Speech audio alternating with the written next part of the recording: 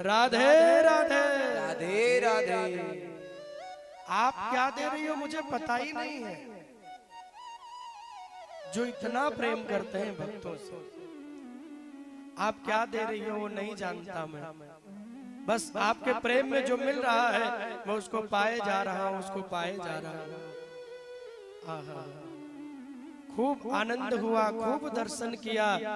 भगवान जाने लगे तो विदुर जी ने लड्डू भगवान को दिया। अंतर देखिएगा दोनों में। जब लड्डू भगवान को दिया, भगवान ने पाया और विदुर जी ने फिर कहा, कहो कन्हैया लड्डू में मिठास है कि नहीं? आपके लिए सबसे बढ़िया लड्डू लेके आया हूं। भगवान बोले काका सच बताऊं? बोले सच बताइए। भगवान रो पड़े और कहा, काका जितनी मिठास और जितना आनंद मेरे मैया के छिलकों में आया वो आपके लड्डू में नहीं आया। मुझे क्षमा करिएगा लेकिन छिलकों में मुझे बड़ा आनंद आया। अनजाने में कोई जब भगवान की भक्ति कर लेता है ना, नाम ले लेता है। देखो एक होता है दिखावे की भक्ति, एक होता है हृदय के भाव की भक्ति। आप मंदिर में गए और लेट गए, साष्टांग प्रणाम कर लिया, भले वहां कोई भी ना हो, कि भाव है। लेकिन आप देख रहे हो चार लोग आपको देख रहे हैं और उनको देखते हुए जाकर के लेट गए, यहाँ संपूर्ण भाव नहीं बना। और भगवान कहते तुम मेरी भक्ति करो, मेरी निष्ठा करो तो सारा समर्पण मुझ में होना चाहिए। आज दोनों को आशीर्वाद देके भगवान जाते हैं। विदुर विदुरानी दोनों ने खूब दर्शन भगवान के किए, भोजन कराया और बाद में युद्ध हुआ महाभारत का, जहां कौरव सेना को पराजय मिली और पांडवों की सेना को भगवान ने विजय श्री दिलाई। अब पांडवों को विजय क्यों मिली? क्योंकि जहां भगवान है वहीं विजय है। और भगवान कहाँ रहते हैं? तो व्यास जी कहते हैं कि जहां धर्म हो, जहां सत्य हो, जहां सेवा का भाव हो। आप इतने इतने यहाँ माता पिता लोग रहते हैं, इतने इतने लोग यहाँ लगे हुए आपकी सेवा में, आपके देख रेख में, आपको जल चाय पानी ओढ़ना बिस्तर ये वो हर व्यवस्था में लगे हैं, जो जिससे जितना बन पा रहा है। भगवान कहते भैया हर मानवता में मेरा निवास है। जहाँ धर्म हो, जहाँ सेवा हो, जहाँ भक्ति हो, वहाँ भगवान वास करते हैं। और जहाँ भगवान वास करते हैं वो भगवान का धाम बन जाता है। इसलिए मैंने पहले दिन कहा था कि 7 दिनों तक तो ये भगवान का धाम ही बन गया। आपका ये आश्रम ये तो पूर्ण रूप से धाम पहले भी था, क्योंकि जहाँ भगवान के भक्तों की सेवा हो, जहाँ माता पिता दीनहीन असहायों की सेवा हो, कोई उनको प्रेम का वचन बोलने वाला हो, कोई उनकी देख रेख करने वाला हो, तो उसके पीछे पीछे भगवान दौड़ते हैं। और इतनी जो आपकी यहाँ व्यवस्था हो रही है, हमारे आदरणीय शुक्ला जी आपके प्रबंधन के द्वारा कितने सेवा के कार्य चलाए जा रहे हैं। कहीं लोगों को भोजन के लिए फूड बैंक चल रहा है, अन्य क्षेत्र चल रहा है। आप यहाँ इतने इतने सैकड़ों वृद्ध माता पिता रहते हैं, आपकी सेवा भाव भक्ति का आनंद हो रहा है। और न जाने कितनी यहाँ से लेकर लखनऊ तक कितनी सेवाएं चल रही हैं। इसलिए मैं तो बार बार ये कहा कि आपको भगवान इतना शक्ति, इतना भक्ति और इतना वैभव, इतना धन प्रदान करे कि ऐसी सेवा आपके द्वारा और होती रहे और विशाल रूप से हजार नहीं लाखों लोग आपके द्वारा सेवित होते रहे। इतनी कृपा मेरे भागवत जी आपके जीवन में बनाए। अपने लिए जो जीता है वो स्वार्थी व्यक्ति है, ध्यान रखना। जो व्यक्ति केवल अपने लिए जीता है वो स्वार्थी है, और जो जगत के लिए जीता है वो परमार्थी है। परीक्षित जी महाराज जब आए तो उन्होंने ये नहीं पूछा कि प्रभु आप मुझे अमर कर दो, मुझे 7 दिन का श्राप लगा है। परीक्षित जी ने कहा कि देखो भले मेरी मृत्यु हो जाए कोई बात नहीं, लेकिन जो भी मरने वाले हैं उनकी मृत्यु सुंदर हो जाए, जगत के कल्याण की चर्चा की, जो अपने विषय में सोचे, अपना मकान, अपनी दुकान, अपना परिवार, अरे वो तो हर कोई कर रहा है, लेकिन जो और के विषय में विचार करे, जिनको कोई, जो निसहाय हो, निस्वार्थ हो, अपनों से सताए गए, निकाले गए, जो उनकी उंगली पकड़ ले, जो उनका धर्म का पुत्र बन जाए, जो उनका धर्म का माता पिता बन जाए, उस पर भगवान की भी बड़ी कृपा होती है, क्योंकि निमित्त भगवान उसे बना लेते हैं। गीता में भगवान ने अर्जुन से कहा कि आपको कुछ नहीं करना, मात्र न भव भव्य सांची, आपको लड़ना है, बाकी किसको मारना है, किसको जिताना है, क्या करना है, वो मैं देख लूंगा। ना आपकी सामर्थ्य है आप किसी को मार सकते हो अर्जुन, ना किसी और की सामर्थ्य वो आपको मारे। यहाँ तो जो होगा भगवान ने कहा वो सब मैं करूंगा, बस तुम निमित्त बन जाओ। इसलिए भगवान किसी विशेष व्यक्ति को निमित्त बनाकर उसकी उंगली पकड़ लेते हैं और आप जैसे लोगों का सहारा बना लेते हैं। तो एक बार हमारे शुक्ला जी के लिए जोरदार तालियां आप लोग बजाइएगा, आपके सुंदर कार्य के लिए। अब मैं बार बार इसलिए कहता हूँ जिससे यहाँ नहीं, देश विदेश में देखने वाले लोगों के मन में ये प्रेरणा बने, ये भाव बने कि आप भी एक माता पिता के धर्म के पुत्र बन पाए, आप भी एक माता पिता के धर्म के बेटा बन पाए, उनका सहारा बन पाए, उनकी रोटी का सहारा बन पाए। और बार बार मैंने कहा है जो सताए हुए लोगों के लिए जीता है उस पर भगवान की बड़ी कृपा होती है, उस पर भगवान विशेष कृपा करते हैं। इसलिए आप सब बड़भागी हैं कि ऐसा अवसर और ऐसा आश्रय आपको मिला है, जहां बड़े मनभाव से आपकी सेवा हो रही है। पूरा ये परिवार आपका आपकी सेवा में लगा है। आप हृदय से इस पूरे परिवार को आशीर्वाद दीजिएगा कि हमारा ये जो ट्रस्ट है, जो ये सेवा का भाव यहाँ चल रहा है शुक्ला जी का, और बढ़े और लोग उसमें जुड़े और बृहद रूप से आप सबकी सेवा हो पाए।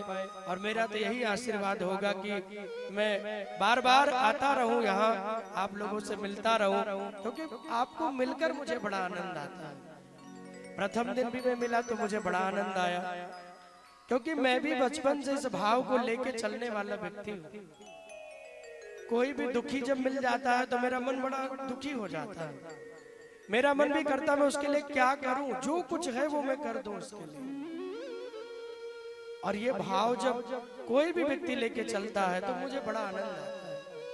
और मैं हृदय से प्रार्थना करता हूं प्रभु, सेवा का कार्य जो भी लेके चले उसका सहारा आप बनो, उसका आश्रय आप बनो, क्योंकि यदि आपने उसको सहारा नहीं दिया वो हजारों लोगों को सहारा कैसे देगा।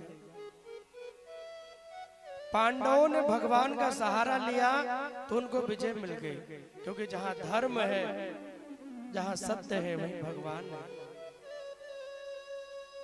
इतनी छोटी सी सेना होने के बावजूद भी पांडवों ने युद्ध जीत लिया। आप बताओ, जहां इतनी बड़ी कौरव की सेना, हजारों हजारों लाखों लड़ने वाले करोड़ों करोड़ों सैनिक, कर्ण जैसा धनुर्धर, भीष्म पितामह, इच्छा मृत्यु का वरदान है, द्रोणाचार्य, कृपाचार्य, शल्य जैसा सारथी, दुर्योधन, 100 भाई, इतना बलवान, लेकिन सबको समाप्त करवाया भगवान ने और पांडवों को विजय दिलवाई। आप धर्म के मार्ग को कभी मत छोड़िए, आप सत्य के मार्ग को कभी मत छोड़िए। धर्म सत्य का मार्ग वो है जो आपको भगवान की ओर लेके जाता है। पांडवों को विजय मिली, दुर्योधन के भाइयों का मृत्यु हुई और अंत में दुर्योधन भी मृत्यु को प्राप्त हो गया। और जब प्राण छूट गए, सारा प्राण चला गया, तो अकेला पड़ा कराह रहा है, विचार करने लगा कोई मेरा मित्र मिले, कोई बंधु मिले जो मेरी सहायता करे। उस युद्ध भूमि में कोई नहीं है, केवल और केवल दुर्योधन वहां पड़ा है, बाकी सब मरे हुए पड़े हैं वहां। आज दुर्योधन को अश्वत्थामा मिल गया, और जब मित्र मिला तो दुर्योधन ने कहा भैया क्या आप मेरी मदद करोगे? बोले क्या करना है? बोले पांडवों का सर काट के लाना है। आप जाओ और पांडवों का सर काट के ले आओ। अपने रक्त के द्वारा तिलक कर दिया और जब तिलक किया तो चल पड़ा अश्वत्थामा। अर्धरात्रि में आया, पांडवों के शिविर में चला गया। अब यहाँ भगवान तो सब कुछ जानते हैं। अब प्रभु ने किया क्या, आज लेकर के द्रौपदी को, पांडवों को भगवान गंगा के पावन किनारे चले गए और कहा कितना बड़ा युद्ध हुआ, इतने लोग मारे गए, तो चलो हम कीर्तन करके आए। पांडव चले गए, द्रौपदी चली गई। एक एक बेटा वहीं जाकर के लेट गया जहां उनके पिता पांडव सोते थे। और हर एक पांडव से एक एक बेटा है। अश्वत्थामा को लगा ये पांडव ही आकर के तलवार के द्वारा एक एक पुत्रों के सर को काट लिया। और जब एक एक पुत्रों के सर को काटा, बड़ा प्रसन्न हो गया। उसे लगा मैंने पांडवों का वध कर दिया। जो कोई नहीं कर पाया, जो कर्ण नहीं कर पाए, पितामह नहीं कर पाए, वो मैंने कर दिया। यहाँ भगवान के नेत्रों में आंसू आ गए। द्रौपदी जी बार बार पूछने लगी, बार बार कहने लगी, प्रभु आप रो क्यों रहे हैं, आप इतनी चिंता में क्यों हैं? भगवान कुछ बोले नहीं, शांत होकर बस द्रौपदी की ओर देखते रहे। बार बार पूछने पर भी दिन होने लगा, सबको लेके भगवान लौटने लगे। मौन बनाए हैं भगवान, बिना कुछ बोले मौन बन के भगवान चले आ रहे हैं। और जब आते हुए वहां से लौटते हैं तो दिन हुआ, दुर्योधन के पास अश्वत्थामा पहुंच गया। पांडवों का बच्चों का सर लेके गया, लगा पांडवों का है, और ले जाके वो सर उनको दे दिए। दुर्योधन को जब पांडवों का सर मिला, एक बार तो वो भी नहीं पहचान पाया, बड़ा प्रसन्न हो गया। वाह मित्र, तुमने मेरे शत्रुओं का सर मेरे हाथों में रख दिया, मैं बड़ा प्रसन्न हो गया। तुमने वो काम किया जो कोई नहीं कर पाया। लेकिन जब सर को लेके दबाने लगा तो सर दबने लगा, और जब सर दबने लगा तो दुर्योधन को लगा ये पांडवों का सर नहीं है। और जब बहुत ध्यान से उस सर को देखा तो उसमें पांडवों के बच्चों की सूरत नजर आई। कभी न रोने वाला दुर्योधन भी आज नेत्र भर गया और कहने लगा, मित्र तूने बहुत बड़ा अपराध कर दिया। अरे तुमने जो किया वो तो बड़ा अपराध है। निरपराध बच्चों को मारना गौ हत्या से बड़ा अपराध लगता है। जाओ मित्र, बड़ी दूर चले जाओ, पांडव तुम्हें छोड़ेंगे नहीं। ये कहते हुए युद्ध भूमि में गिर गया और रोते रोते प्राण निकल गए। और जब प्राण निकले, यहाँ लौट के भगवान और द्रौपदी जी आए कमरों में बच्चों को जगाने के लिए। जब दासी को भेजा है, दासी को कहा कि आप जाओ और मेरे बच्चों को जगा के आओ। इतना देर हो गई, जगे नहीं। जब गई जगाने के लिए दासी तो क्या देख रही है, यदा मृधे कौरो संजयानाम वीरेशतो वीर गतिम गतेषु। इतने लोग मारे गए युद्ध भूमि में, वो कभी रोई नहीं दासी। लेकिन आज निरपराध बच्चों का शरीर पड़ा है लेकिन सर नहीं है, ये देखकर गिरी, मूर्छित हो गई। ये देख करके गिरी और मूर्छित हो गई। विचार करने लगी, निरपराध बच्चों को कौन मारने वाला है, कौन मार दिया इनको। थोड़ा देर बीत गया, द्रौपदी जी अंदर आई। और कौन माँ होगी आप बताओ? किसी माँ का बेटा कितना भी बड़ा हो जाए, माँ के लिए वो हमेशा छोटा ही रहता है। और एक माँ है दुनिया में जो ये काम करती है, अपने बेटे के लिए टिफिन भी बांधती है ना, उसमें भले 6 रोटी रख दे, 10 रोटी रख दे, लेकिन कहे कि बस 2 रोटी रखा है, खा लेना, भूल मत जाना। ये माँ का प्रेम है।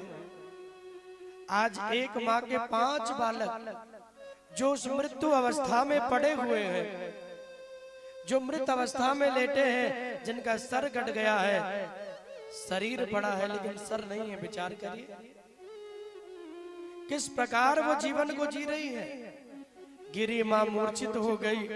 माता शिशो नाम निधनम सुताना निसम्य घोरम परितप्यमाना तदारुदध्वास्प कलाकुलाक्षी ताम सांत्वयन्नाह किरीटमाली। आज माता रो रही है और रोते हुए विचार करती है क्या करूं। मूर्छित होकर गिरी। अर्जुन अंदर आए, जल लेके छिड़कने लगे। जब थोड़ी चेतना आई, भगवान की ओर देखने लगे। पाहि पाहि महायोगिन देव देव जगतपते। हे कृष्ण मेरी रक्षा करो, हे लाला मेरी रक्षा करो। भगवान बोले क्या हो गया। अंदर आए, देखा बच्चों का सर नहीं है, शरीर पड़ा। मां रो रो कर बुरा हाल है। पूरे खेमे में दुख शोक की लहर दौड़ गई। युद्ध को जीतने का जो आनंद था वो सब करुणा में, दुख में बदल गया। अर्जुन ने प्रण लिया, देवी जिसने भी आपके बेटों को मारा है मैं बहुत जल्दी आज शाम को पकड़ के लाऊंगा। यदि नहीं ला पाया तो सूर्य ढल जाएगा तो मैं अपना प्राण त्याग दूंगा, अग्नि लगा के शरीर जला लूंगा। संकल्प लिया। द्रौपदी जी रो रही हैं, प्रभु मेरा पुत्र मुझे वापस करो। आप तो नारायण हैं, आप तो कुछ भी कर सकते हैं। भगवान ने बोला देखो द्रौपदी, मेरा ये काम नहीं है किसी को मारना, किसी को जीवन देना। ये मैंने सबको दे रखा है। और आपके बच्चों का जीवन जितने दिन तक रहा, आपको आनंद मिला, उनके जीवन की लीला पूरी हुई तो प्राण छोड़ दिए। अब उनका आपसे कोई संबंध नहीं है। द्रौपदी जी ने कहा प्रभु एक बेटा भी आ जाए, एक पुत्र, यदि एक बेटा भी मिल जाएगा उसी के सहारे जीवन जी लूंगी, एक बेटा के सहारे। अर्जुन ने रथ निकालने की आज्ञा दी। भगवान रथ निकाले और जब रथ निकालते हैं प्रभु सारथी बनकर खड़े हैं। अर्जुन को बिठाया, लेके दौड़ पड़े और रथ को लेकर के गए। अश्वत्थामा को पकड़ने के लिए खूब युद्ध हुआ। और युद्ध में जब अश्वत्थामा को पकड़कर और पशुओं के जैसा बांध करके भगवान ला रहे हैं, ला करके द्रौपदी जी के सामने खड़ा किया और कहने लगे देवी यही है जो तुम्हारे पुत्रों को मारने वाला है, तुम्हारे बच्चों को मारने वाला यही है। आप जो कहो वो दंड इसे दिया जाए। आप कहो तो मारे, आप कहो तो छोड़े। द्रौपदी जी ने देखा ये कोई और नहीं, अरे ये तो मेरे गुरु का बेटा है। अर्जुन आप किसको पकड़ के लाए हो। अर्जुन बोले देवी ये वही गुरुपुत्र है जिसने आपके बच्चों को का वध किया है। बार बार कहते हुए द्रौपदी ने उनको छुड़ा दिया और कहा कि गुरु के पुत्र का वध का अपराध अपने जीवन में मत लो। मुच्यता मुच्यता में से ब्राह्मणो नित्य राम गुरु। एक काम करो आप इनको छोड़ दीजिए। मुच्यताम बोले क्यों। बोले पहला ये ब्राह्मण है, ब्राह्मण कोई भी अपराध करे उसे प्राण का दंड नहीं देना चाहिए। और दूसरा ये गुरु का बेटा है, गुरु के ना होने पर गुरु के जगह पे सम्मान पाने का अधिकार रखता है, इसलिए आप इसको छोड़ दीजिए। अर्जुन भगवान के पास गए, बोले प्रभु क्या करूं, छोड़ूं कि मारूं। भगवान ने कहा ब्रह्म बंधुर न हंतव्य आतताई बधार। कोई ब्राह्मण हो, कोई गुरु का बेटा हो, उसका वध नहीं किया जाता है, उसको मारना अपराध है। लेकिन कोई निरपराध बच्चों को मारने वाला पापी हो, उसको छोड़ना भी अपराध है।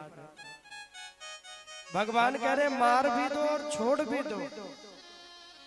अर्जुन ने बालों को कई जगह से मूड़ दिया, मस्तक में मड़ी थी, मड़ी को निकाल लिया, कुरूप बना के धक्का मार के प्राण का दंड नहीं दिया, अपमान दे करके शिविर से बाहर निकाल दिया।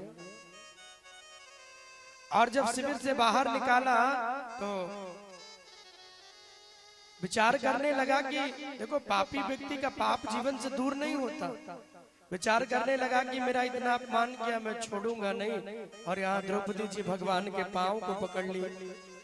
प्रभु क्या होगा, मेरे वंश को चलाने वाला कोई नहीं है। एक 5 बेटे थे वो मार दिए गए, प्रभु एक पुत्र मुझे मिल जाए, उसी के सहारे जीवन को जी लूंगी। बार बार निवेदन करती रही, बार बार कहती रही। भगवान ने कहा देवी आप क्यों विचार कर रही हो, जिसके वंश के रक्षा का संकल्प भगवान ने कहा मैंने लिया हो, उसके वंश को कौन समाप्त कर सकता है। द्रौपदी ने कहा प्रभु 5 बेटे मेरे थे, 5 तो मार दिए गए, अब कौन वंश चलाएगा। मुझे अपने बेटे के पाने की चाहत नहीं है गोविंद, मुझे आपके अपमान की चिंता है। लोग आपका मजाक न बनाए, लोग आपका उपहास न उड़ाए, मुझे इस बात की चिंता है। लोग कहेंगे कि जो वंश की रक्षा करने के लिए भगवान ने संकल्प लिया था, उस वंश में भी कोई बालक वंश चलाने वाला नहीं हुआ, कोई तो वंश को चलाए। तब भगवान ने कहा आप चिंता मत करो, उत्तरा के गर्भ में मेरे परम भक्त परीक्षित जी पल रहे हैं, वो आपके वंश को आगे बढ़ाएंगे। इतना सुनकर द्रौपदी जी बड़ी मगन हो गई, बड़ी गदगद हो गई और भगवान के श्री चरणों को पकड़ के बार बार धन्यवाद दे रही है। प्रभु हो गई, आज आपने बड़ी कृपा की है प्रभु। मैं जान गई चाहे सुख मिले जीवन में या दुख मिले, दोनों स्थितियों में भगवान से प्रेम करना चाहिए।